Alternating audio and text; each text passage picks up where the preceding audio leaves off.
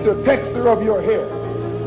Who taught you to hate the color of your skin to such extent that you bleach to get like the white man? Who taught you to hate the shape of your nose and the shape of your lips?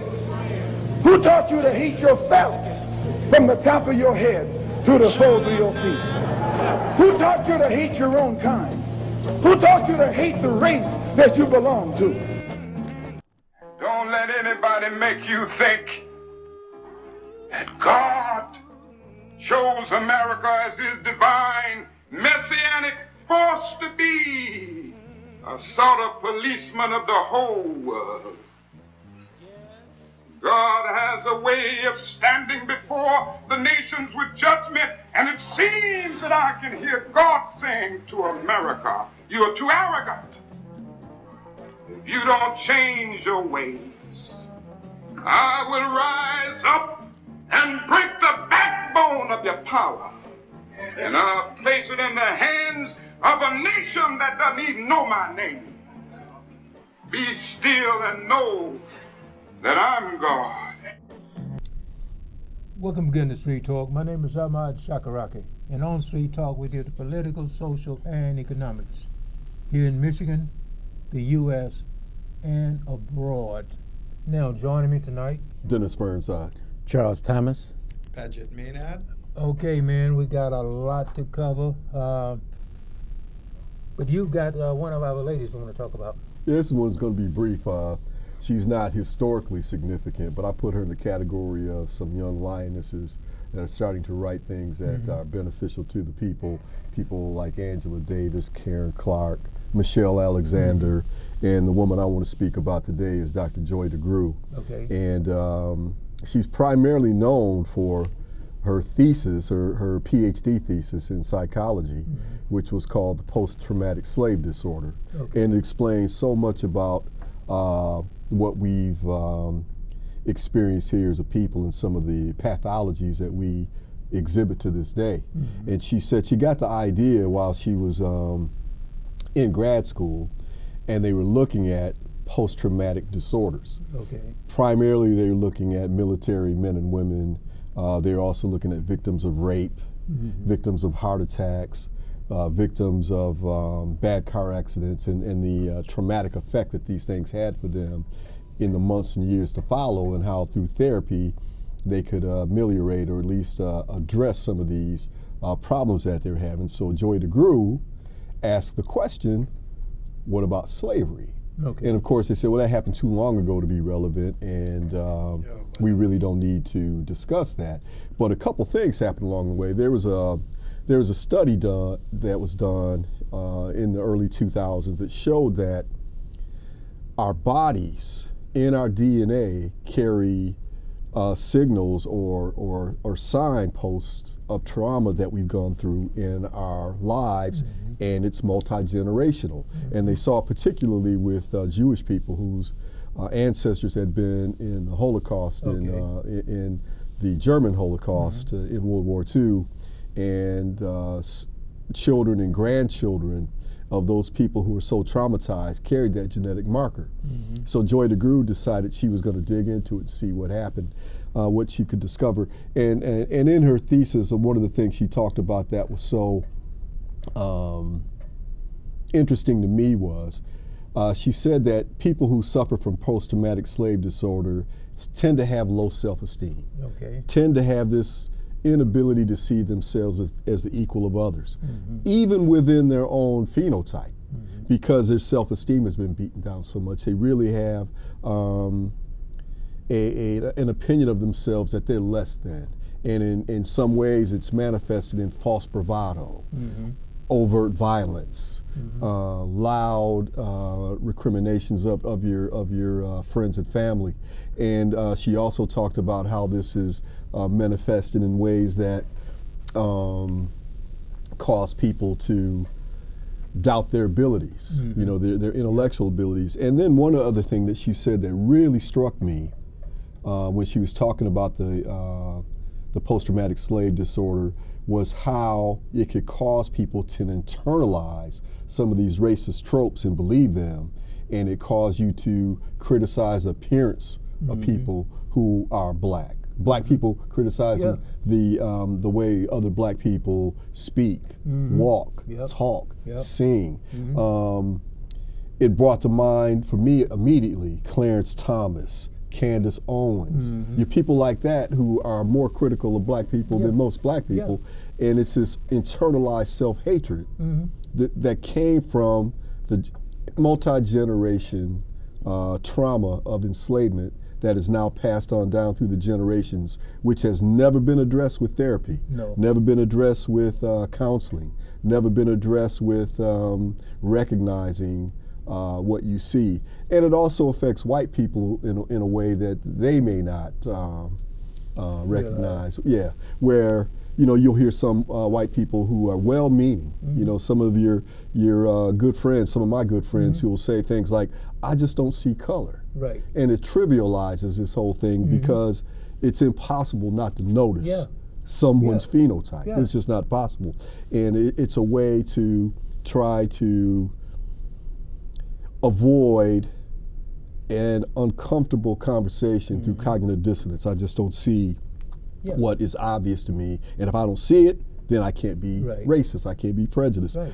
There has to be a way for all of us to recognize that what went on for 248 years here, with another 140 years before formal enslavement, and then another 200 years of Jim Crowism, et cetera, that we've got a problem here. And it affects everyone's perception of themselves and how we all get along. And I think that's one of the most important things of the 21st century that we've seen is Dr. Joy DeGruy coining this phrase, recognizing the trauma, and then addressing it and helping us understand ways to eliminate these symptoms of post-traumatic slave disorder. And I don't believe we'll ever get to that thing where we can talk about it, but I think it's hard to explain the psychological effect of the traumatic experience that we as a people had endured. And you can go back to that Willie Lynch letter as a point of reference, how to turn people against one another. And the military and the government still use that tactics, brother against brother. And it's something that they don't want to wake you up from that dream, that dark dream. So it's something that we have to deal with as a people to recognize, that we got a problem and we got to learn how to forgive ourselves. Yes. Yeah. And more importantly, it's really not up to anyone else. It doesn't matter what the phenotype is or what the religion is or what the cultural identity of any individual person who is not black. It's not up to them to help us address this. This is something that we have to do for ourselves.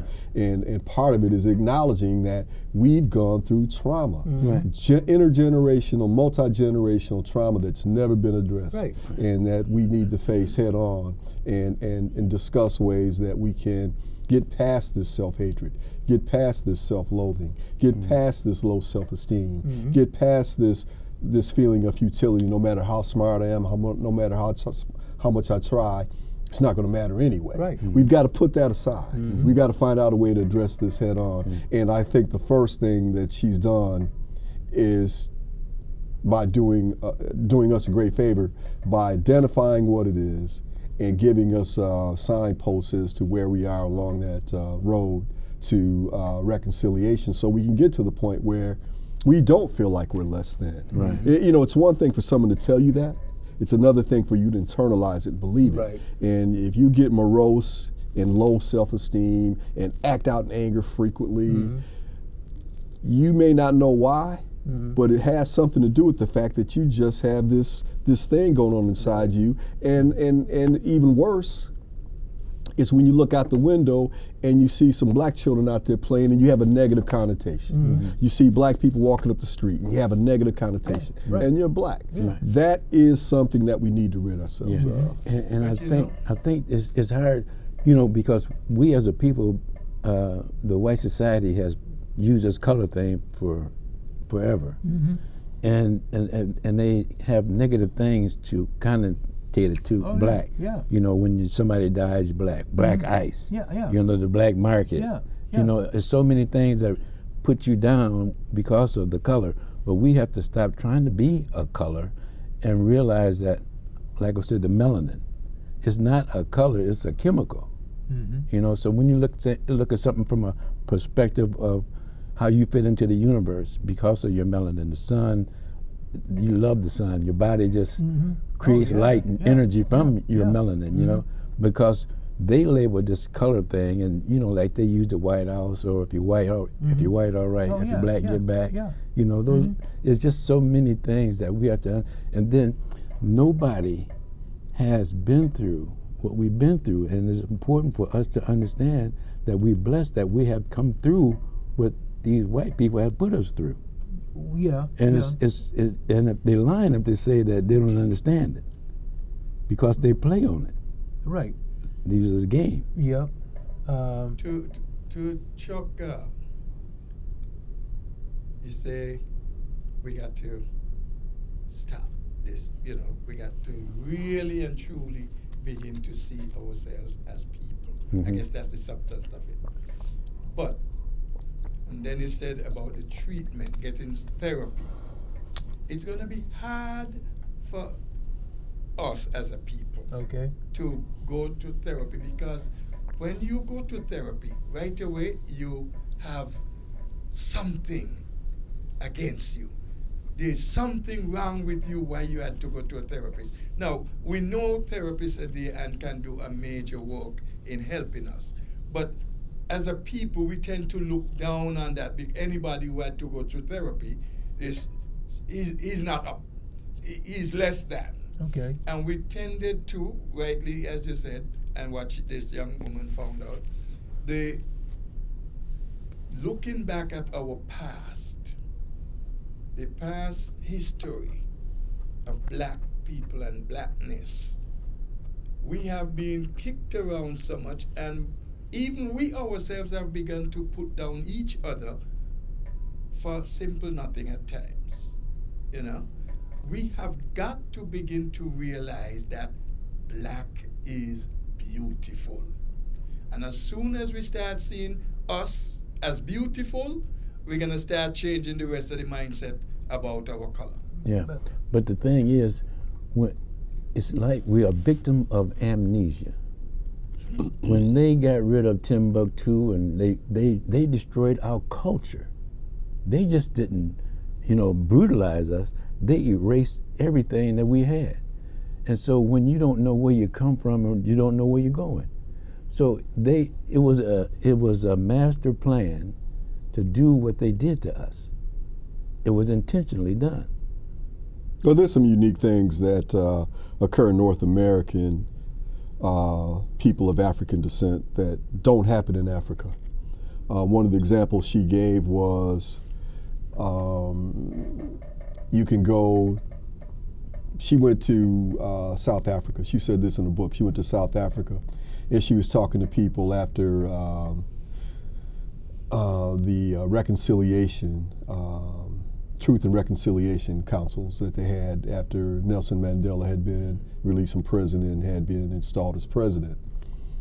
And she went to white South Africans and she would ask them the question, did you realize how bad it was, and do you have anything that you would like to do about the future? And the question was always, yeah, it was bad, I'm ashamed of it, we've got to move on, we've got to get past this racial paradigm that we have here. Then she would go to black South Africans and she'd ask the same question, and the answer would be identical. Yeah, it was a horrible thing, yeah, we're going to address it, we're going to get past this. You juxtapose that with what happens in America, in the United States. You can ask someone, what was the impact on your family and friends and your own mental health of enslavement? And white people say, oh, that was a long time ago. Doesn't matter. Didn't happen to you, didn't happen, I never enslaved anybody, we don't need to worry about that. And many of your African Americans will look at that as if you don't recognize my humanity. You just don't seem to understand that what was done to me was horrific and rare. It's analogous to that same conversation I was having with a young woman one time who was of Jewish descent, and she kept saying, the Holocaust, the Holocaust, the Holocaust. And I said, look, I think what happened to the Jewish people of Europe in World War II was horrific. Yeah. And it was a Holocaust, but it wasn't the Holocaust. Right. We had 20 million Africans killed in the Congo, Yeah. 2 decades before that. Yeah. 20 million. Yeah. And that's just one. Yeah, and they jumping off the ship. Yeah, Yeah, well, I'm not even talking about I'm not even talking about the transatlantic slave Right, trade, yeah. which is another 60 million. Right. I'm not talking about the invasion of North and Central America Alexander by the Brutal. Europeans that killed tens of millions of Native Americans. I'm just saying that humanity is uniform in its origin. And it doesn't give us permission generations upon generations later to say somehow that my pain is significant and real and yours is really not anything to be concerned with. And if I had internalized that self-hatred that Joy DeGruy talks about that comes from post-traumatic slave disorder and affects many of us. I mean, we all know people like that. I'd have been right there. Yeah, that Holocaust, the Holocaust was a bad thing. What happened to you was, and I feel so bad for you, and we ought to make sure that never happens again and never forget it. Well, that's true. Yeah. But we have to worry about our own Yeah, well, pain you know, and one suffering of too. the things is that a lot of blacks won't get down and study about that, you know. A lot of blacks, oh, that was back in, you know, it's like they want to shoo it off, you know. Well, of course. But look course. at it this Yeah. look at it this way. They didn't know what you know today based on this woman's research. Now that it's out there, maybe if people start hearing and understanding that indeed there is an impact on us today from what happened way back then, But they might begin to But Patrick, look at it. That's a the little hope. more. but Yeah, That's the hope. But I think black people, we got so much pride that we in denial, and we Okay. don't want to admit Yeah. that we got a problem. see that's That's And where we she don't go talks for about help. that in her book. Yeah. She talks about the cognitive dissonance Yeah. that allows you to live in denial about your own Yeah. problems and your own position and your own state of health. Yeah. It can make people say, I'm tougher than that. Right. I don't need to sit down Yep. in front of a psych. Yep. And we're not talking about mass therapy. The first thing we're talking about is just understanding Right. and recognizing Yeah. that there's an issue here Right. that came from our enslavement and it traumatized us and it continues to traumatize us over the generations. Yeah, and- It has not been And, addressed. and that's the elephant in our room. Yeah, it's No. so many of us don't want to. You don't want to even think about It's it. you know. painful. Right. It's painful. Yeah. Chuck and Ahmad, Mm-hmm. you were in the military. Yeah. And when you're talking about post-traumatic stress disorder, generally, the people's eyes go straight to the military, soldiers, right? Now, what this woman has uncovered, it's not just there. It is across the board. It's a loss, you're traumatized. Mm-hmm. So people got to begin to see, hey, this is a normal phenomenon within society, and we shouldn't be feeling less than anybody else if I have this problem. But acknowledge I have a problem. But- Now I must make the next step to go find who can help me to address it properly and overcome. But see, Patty, Yeah, can't trust the nobody. thing is that the four of us and millions more out there know this, but it's millions don't or won't. Millions know it, won't do Or anything about acknowledge it, it. and a lot of them don't even know anything about it. Yeah. Well, it's a new. You gotta remember that this was her thesis in 2004. Okay. And the book came out in 2006, 2007. So it's a relatively new position out here. Again, remember when she was in grad school, this isn't even 20 years ago. Right. They focused on military post-traumatic disorder, Yeah. rape, car Yeah. accidents, and heart attacks. Yeah. Those are the Family four areas abuse. they could say. Yeah. No, they didn't talk about that. No. They talked about those four categories. They said we can scientifically pinpoint the trauma that you'll carry unless you get some type of therapeutic addressing of these issues. And I'm sure that domestic violence and incest and all those other things can be addressed too. But if you look at the trauma that African Americans and Africans all over the Caribbean and South and Central America, as well as North America, have gone through with these 450 years of trauma, it has to be an enormous toll and a price that we paid in our daily lives, all of our lives, because my mother and father had it. Yeah. Their mother and fathers had it. Yep. Yeah. Their it goes all the way back to when we first arrived here in Chains, and I think it can go a long way in helping us recognize what the pain we feel within and the understanding we need to have without when we see our young brothers and sisters out there. When you see this young man walking around with his pants sagging and with an attitude that's less than exemplary, you ought to be able to say to him, "Hey, young man, let me pull your coat on something." Yeah. And help you understand that you're better than that. Right. Yeah. Right. Yeah. You were You're saying, right. Badger? You were saying? I mean, Dennis is on target, and the biggest thing the doctor pointed out, the cognitive dissonance. There's a lot of it.